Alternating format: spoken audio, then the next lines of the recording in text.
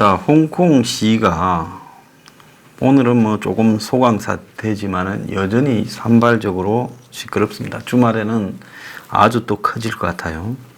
시 발생 후 748명이 체포되고 경찰이 177명이 부상을 입었다 이러고 있는데, 자, 뭐 지금 관변 어용을 동원해서 중국 정부가 광고도 내고 이제 겁을 주고 있습니다. 참을 만큼 참았다고 전면 이 광고가 홍콩의 각 신문에 지금 나오고 있다고 합니다. 자, 그리고 각 가정에서도 지금 애들 이 시위에 참가하지 말라고 교육을 시키고 있고, 자, 그런데도 이제 지금은 일단 해산했지만 또 시위대가 공항 점거를 할 가능성이 있고, 그래서 중국이 지금 무력으로 진압을 할 수도 있다지만, 자, 그런데 중요한 부분은 중국의 무장경찰이, 뭐 군인데 무장경찰이라 부르겠죠. 홍콩에 진입하는 데는 뭐 중국이 홍콩 행정청장 캐리람 시켜서 그냥 요구하게 하고, 그리고는 해버리면 되죠. 중국 사람들이 법이 어디 있습니까? 하면 법이죠. 그런데 뭐 안 죽도록 해라고 강 건너 불 보듯이 이야기를 하던 트럼프가 시진핑에게 개인적인 만남을 갖자, 퍼스널 미팅을 하자고 트윗을 보냈습니다. 참 이 사람은 좀 웃기는 게, 어떻게 대통령이 지금 미국 대통령이 이런 위중한 시점에서 이렇게 보낼 수 있습니까? 어제 누가 무슨 뭐 홍콩 밖에 미국 해병대가 대기하고 있고 어쩌고 미국이 뭐 중국이 진압하면 됐잖아. 좀 황당한 북폭 같은 소리를 하지 말길 바랍니다. 그런 일이 있으면요, 제가 방송을 접을게요.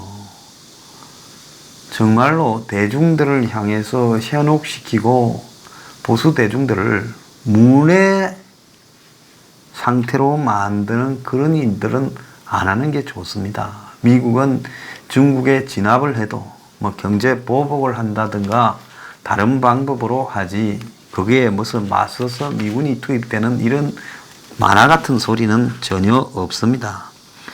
그런데 트럼프가 자기 트윗에 시진핑이 홍콩 문제를 신속하고 인도적으로 풀기를 원한다면 그렇게 할 수 있다는 점을 나도 의심하지 않는다. 개인적 만남? 이러면서 장난스러운 비공식 면담을 제안했습니다. 자, 그러면서 그 전에 나는 시 주석을 매우 잘한다. 그는 국민의 존경을 많이 받는 위대한 지도자고, 그는 또한 터프 비즈니스, 험한 일도 잘 해낸 유능한 사람이다. 트럼프가요, 김정은을 그런 식으로 말을 하고, 시진핑을 그런 식으로 말을 하고, 푸틴을 그런 식으로 말을 하는 게요, 이 자유서방 진영에 얼마나 큰 데미지가 되고, 더 나아가서 세계의 독재자들을 고무시키는가에 대해서 이 사람은 이걸로도 미국 대통령 자격이 없는 사람입니다. 아무리 한국의 보수들이요,特봉 신도가 되어서 사이비 종교 환자처럼 모든 트럼프 전지전능설을 설파한다 하더라도 이런 데 놀아난다는 건 좀 창피하다고 생각하지 않으십니까? 저는 민주당에 누가 되기를 바라지 않고요, 미국에 적어도 정상적인 사람이 대통령이 돼야 된다는 겁니다. 그것이 미국을 위해서도 좋고 한국을 위해서도 좋다는 겁니다. 김정은에게나 시진핑에게 정상적으로 말할 수 있는 미국 대통령이 되고, 문재인에도 좀 정상적으로 말해야 된다고 합니다. 뭐라 할 듯 하다가 말아버리고요. 제가 듣기로는 이번에도 미국 측에서 이 지소미아에 대해서 매우 강력하게 한국에 이야기를 하고 갔다는데요. 자, 미국은 그래서 한국이 꼬리를 내렸다 이런 이야기도 있습니다. 그래서 미국은 한국에 무슨 말을 하려면 정확하게 해야 되는 거죠. 반대급부를 열고 또 허지부지하고 이런 식으로 가게 되면 서로가 불행해지는 겁니다. 자, 그러면서 트럼프는 다우존스 주가가 한때 급락을 했죠. 경제 불황이 다시 오는가, 이 10부에 이야기를 하겠습니다.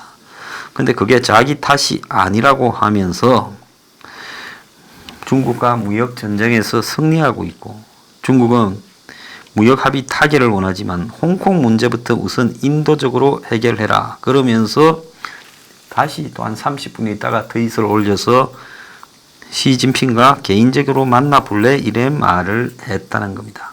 DMZ 악수처럼 또 한 번 시진핑한테 그런 말을 했어요. 그런데 중국의 외교부는 홍콩 이런 우리 내정 간섭입니다. 우리한테 달렸으니 말하지 말라는 식으로 거부를 했습니다. 이런 식으로 트럼프가 하는 것이요. 트럼프 입장이 바뀌었다라고 보는 게 아니라 오히려 미국의 대통령의 권위나 미국이라는 나라의 가치를 우습게 보이는 겁니다. 그래서 18일 일요일 날 집회가 분수령이다. 지금 이렇게 이야기가 나오는데요. 이번에 왜 저렇게까지 홍콩의 시민들이 끝을 보려고 하는지 아십니까? 원래 저 사람들이요. 정치에 관심이 별로 없고 되는 대로 그냥 따라서 살던 사람입니다. 그리고 센데 굴복하면서 사는 사람들. 원래 범중화권에 있는 중국 사람 대부분이 돈만 벌고 먹고 사는데 지장만 없으면 정치에 관심을 가지지 않고 도박하고요. 그냥 즐기면서 사는 사람들입니다. 근데 저들이 저렇게 하는 거는요. 오늘날 이 홍콩의 서민들이 더 이상 살 수가 없다라는 한계에 부딪힌 측면. 그것은 주거 문제. 또 더 나아가서 직장이나 보수 문제가. 자, 홍콩에 지금 중국하고 일국양제지만 중국에서 돈 많고 이런 사람들이 홍콩으로 다 밀려 들어오고 있습니다. 홍콩은 사람이 미어 터지고 자금이 들어오면서 그야말로 집값이 천정부지로 뛰어오르고 있습니다. 그리고 또 점점 알게 모르게 많은 회사들이 떠나면서 홍콩의 임금이나 이런 것들은 오르기는커녕 좀 더 내려가고 있습니다. 그래서 홍콩인을 분노케 하는 것은 홍콩으로 밀려 들어오고 있는 중국 사람과 그들의 돈, 그것 때문에 홍콩을 재산 도피처로 생각하는 중국의 검은 돈이 들어오고 그에 따라서 또 조폭들도 들어오고 이러되면서 집값이 평당 1억이 넘어 평당 1억입니다. 10평이면 10억이에요. 한국처럼 한 40평이면 40억입니다. 홍콩인의 월급 중간값은 240만 원. 그러니까 한국의 평균치 중간값이 300만 원이 좀 넘을 텐데 한국보다 월급이 작은 나라인데 20평짜리가 20억이 넘었으니 집은 뭐 아예 포기하고요. 두 사람이 직장 다니면 자기 집이 아니면 한 사람의 월급은 그냥 괜찮은 화이트 칼라라도 100% 그냥 집세로 들어가 버린다고 지금 하고 있습니다. 그러다 보니 나노 플래시니 캡슐 효미니 구두상자 집으로 불리우는 초미니 한두 평짜리 아파트들이 늘어나고 있습니다. 자, 그래서 구룡반도에 새로 분양한 아파트 중 제일 적은 평이 최근에 3.4평이라는 겁니다. 그래서 한 시중은행 홍콩 지점장은 10년 전에도 홍콩에 근무했는데 당시는 집값이 이대로 이렇게 비싸지 않았다. 젊은 홍콩 사람들과 이야기해보면 집 사는 거는 아예 포기했다. 그러니까 인생에서 포기하는 게 너무 많은 거죠. 퇴근하면 지옥인 거예요. 회사에 있을 때가 낫지. 그러니까 밤에는 집에는 잠깐 자러 들어가는 거지 집안에서 뭘 즐길 수도 없는 겁니다. 그런데 집도 이런데 일자리를 놓고 본토인들과 보이지 않는 전쟁을 해야 된다. 97년 홍콩이 반환된 이후에 홍콩으로 들어온 중국인이 70만 명이랍니다. 지금 홍콩 인구가 740만인데 오리지널 홍콩 사람은 좀 떠나고 부자들은 중국 사람이 이제 그 자리를 더 채워서 10%가 중국 사람이에요. 그들은 다 어디로 가느냐? 식당이니 건설 현장으로 몰려들어서 홍콩 서민들의 임금은 더 떨어진다는 겁니다. 그래서 홍콩의 1인당 GDP가 5만 6천 달러라 하지만 시간당 최저임금은 34.5 홍콩 달러, 한국 돈으로 5,200원, 한국보다 3,500원쯤 쌉니다. 그러니까 홍콩의 지금 임금 수준이 한국의 3분의 2도 안 된다는 거죠. 자, 그래서 이런 홍콩 서민들의 임금이 매우 낮은 상황에서 물가는 또 매우 높습니다. 중국 본토인 홍콩으로 오는 사람들은 다 중국에서 대학 나오고 유학까지 갔다 온 고급 인력들도 또 많습니다. 아주 저임금과 고급 인력이 오죠. 그 사람들은 또 홍콩에 대학 나온 사람들이 가야 될 고급 일자리들을 백을 얻고 또 차지합니다. 연줄이 좋고 중국 정부와 관련된 이런 이들이 다 차지합니다. 그러니까 홍콩의 투자회사에서 일하는 한 한국인은 실력도 좋지 않은 본토 출신들이 해산의 고위직을 차지하고 핵심 요직을 차지한 본토 출신 밑에서 일해야 되는 홍콩 출신이 자괴감이 듭니다. 그러니까 직장에서도 미래가 없고 주거에서도 미래가 없는 겁니다.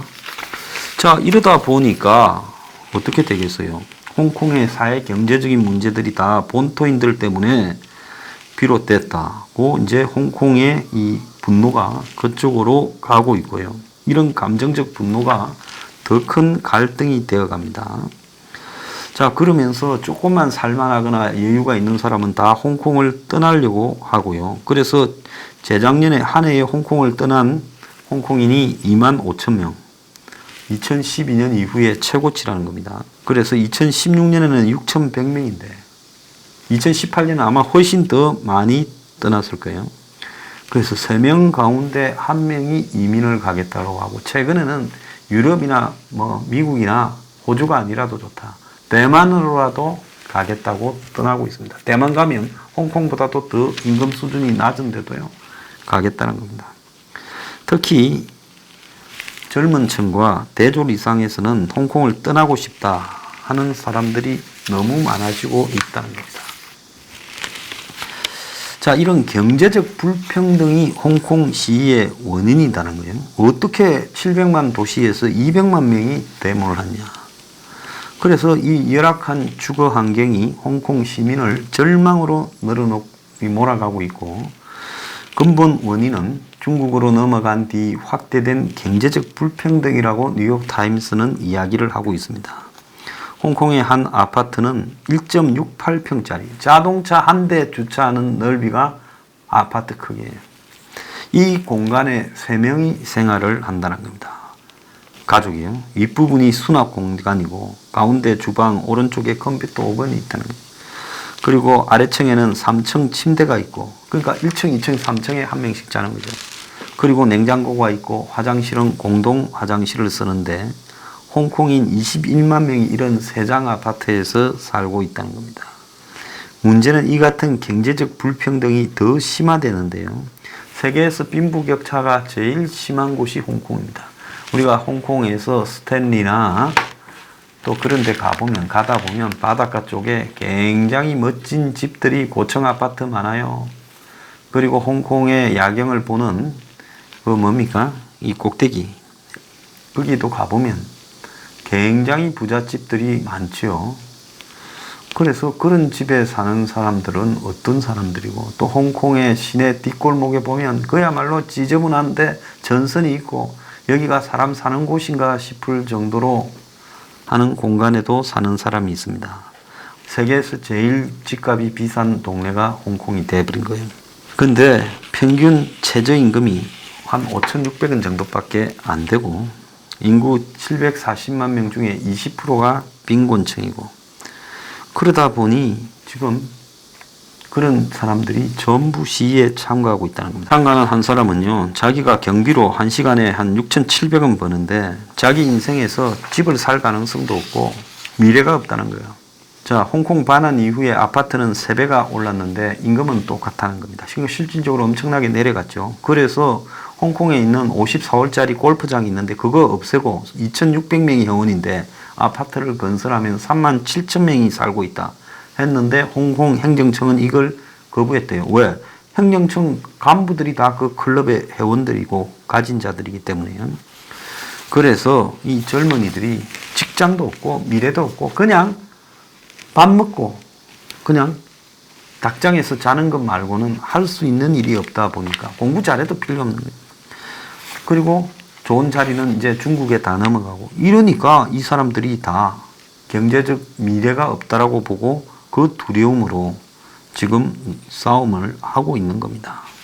세계적으로 지금 기득권과 엘리트 계층에 대한 반대 그리고 너무 서민과 멀어진 정치 이런 부분들이 이제 홍콩 시민들한테 영향을 미치면서 여전히 이들이 시위를 하도록 만드는 자원이 되고 있습니다. 그래서 극히 일부만 홍콩에 지금 주거에서 추첨 형식으로 혜택을 보고 있지만, 임대 아파트 같은 그런 데 들어가면 집값이 3분의 1 이런 수준이 되지만은 그건 그냥 꿈과 같은 일이라는 겁니다. 그래서 부동산 평균 가격이 홍콩에 14억 5천만 원입니다.